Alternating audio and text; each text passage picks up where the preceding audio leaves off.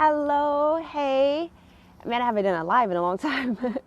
What's up, Facebook family? All right, so I'm going to be quick and to the point on this, mostly because I don't know how long I can hold my phone in this position, but I want to talk about dieting and the three reasons why diets aren't working for you, why they aren't keeping the weight off, why it feels like you've tried every single thing and nothing seems to be working. By the way, if you have no idea who I am and you're watching this video for the first time, my name is Coach Mia. I am the owner of Lift and Flow Performance, a personal training company for women, for you. So let's dive into this. If you're watching this live, if you can you let me know? Just type in live. If you're watching a replay, can you type in replay for me? Thanks so much. Okay, so let's dive into this. Reason number one why these diets don't work, or why they are not sustainable, rather. And the number one reason is because, well, when you go on a restrictive diet, right, when you're using a bunch of products and you're dropping your calories super, super low, what happens is you eventually lower your resting metabolic rate, right? So what does that mean? That means how many calories you are burning just by existing without doing anything else, without walking, without exercise, without doing anything else, right? So if you went in a coma today, how many calories you would need to survive? Hey, how many calories you would need to survive? Let me send this wave out right quick. There we go. So the last time I got tested, this was pre-COVID, and I, did all my body measurements and all that. My resting metabolic rate was 1,500 calories. That means I need to consume a minimum of 1,500 just to exist, not to walk or run errands or teach or do anything else, any other physical activity. And so if I were to go on one of these extreme diets, right, they usually drop your calories to 1,200. I even had a client that was doing 800 calories a day. Like, that's crazy. That means I'm not even consuming the basic calories that I need just for my organs to function properly. And then what happens is, even after this diet, you don't bounce back. So you've dropped. So yeah, you may have dropped some weight really quickly, but you've also dropped how many calories you're burning. So when you go to consume more food and eat normally again, you're burning less calories at rest. So what happens? Take a guess, anybody. You could type it in. What happens is, if you're burning less calories just at rest, but you're eating now more, then you're going to then gain your weight back, right? So that's problem number one, is that it drops your resting metabolic rate too low. Problem number two, it fucks up your mindset, right? And so now your relationship with food is completely different. And don't get me wrong, I've been there, so I understand, right? Raise your hand or hit me a like or an angry face if you don't agree, doesn't matter. But let me know if you've ever been fixing your food and think, oh no, it's too much rice for me, it's too many carbs. Or no, I can't do bread, too many carbs. Or I have to pass on that, on these potatoes, too many carbs. Like, who's been there? Because I have. It still comes up for me today sometimes, and so when your relationship with food is different, that means you're constantly putting yourself on a diet, and you're restricting. You're then not seeing results because your resting metabolic rate is too low. And so then you're binging and going in the opposite direction. So the relationship with food is a big, big problem. So that's problem number two that happens from these restrictive diets. Problem number three, what's up, Linda? Hey! Problem number three is, oh man, I got confused. Okay, so we're talking about the resting metabolic rate.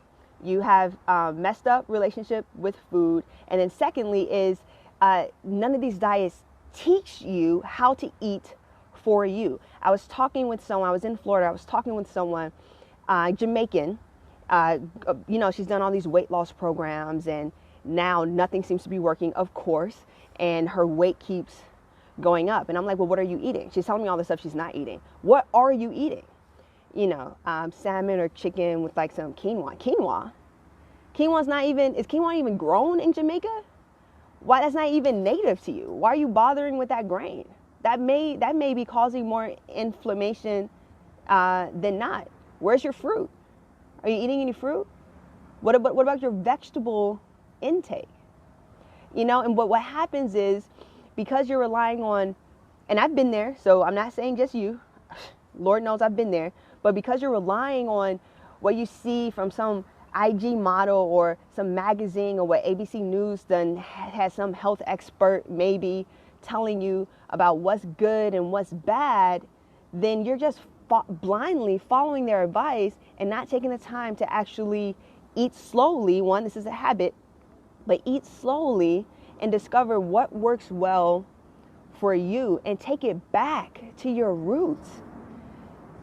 Take it back to what's native to your ancestors. And for some of us, that's easy to find. For others, not so much. So then you just experiment with food. But these restrictive diets don't teach you that. And so once break it down, you're so funny. But so once this diet is over, you've lost all this weight, now you go back and you're like, well, what do I eat? Do I go back to eating the way I was? Do I do another version of this restrictive diet?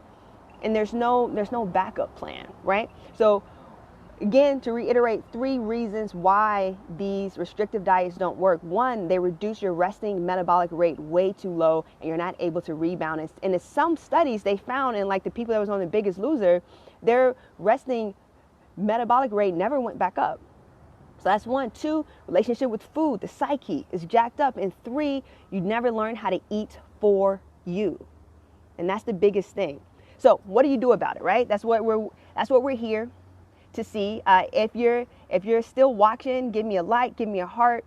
If you're like, Mia, I think you're way off, you can hit me with an angry face, but just let me know that you're with me and you're paying attention so far. So now let's talk about what to do instead. And this is the simplest and also the hardest thing to do. I need you to just focus on habits. Let the diet go. So the first thing is learning how to tell yourself that you're lying. So when you go to pick up that piece of bread, or you go to eat those potatoes, you go to eat that rice, and your brain tells you no, it's bad for you, to then say, hey, you're lying.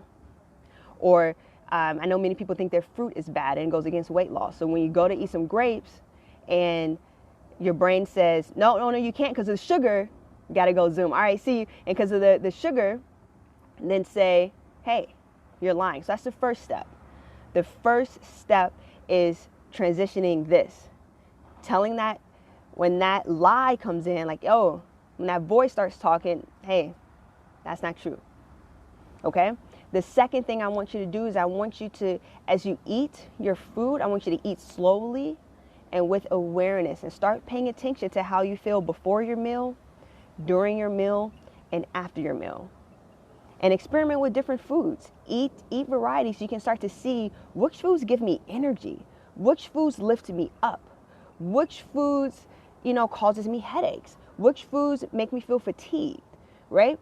So first thing here, mine, tell that voice is lying. Second thing, what's up, Tiff? Second thing, eat slowly and with awareness, to start tracking how your body feels when you eat different foods. This is how you get to know what works for you. And number 3, and this is a simple one, whenever possible, choose real food over processed food. The more you do that, the more you can speed up your metabolism, the more you can live a healthy and vibrant and optimized life. Now, of course, we can get into some nitty gritty and start talking about serving sizes with vegetable carbs, proteins, and all that, but that's not the purpose of today. For this video, I want you to just rehab and unlearn some things that restrictive dieting and weight loss programs have taught you. Okay, so to reiterate, number 1, lying. Hey, no, I can't eat carbs. They're good for me. They give me energy and they're the brain's food. Number 2, eat slowly. Take your time. If you don't know how to eat slowly, try to chew your food 25 times. That'll slow you down. And number 3, choose real food. Don't know how to wave back, but hey, Mia, hey, choose real food versus processed foods. Okay, so that's all I got for you today. Let me know if that makes any sense at all. If you have any questions, I'm going to be watching this thread. I try to just get in and get out. And if you need help too, I focus on lifestyle. That's all I teach and preach all day long. We don't do diets here at Lift and Flow Performance.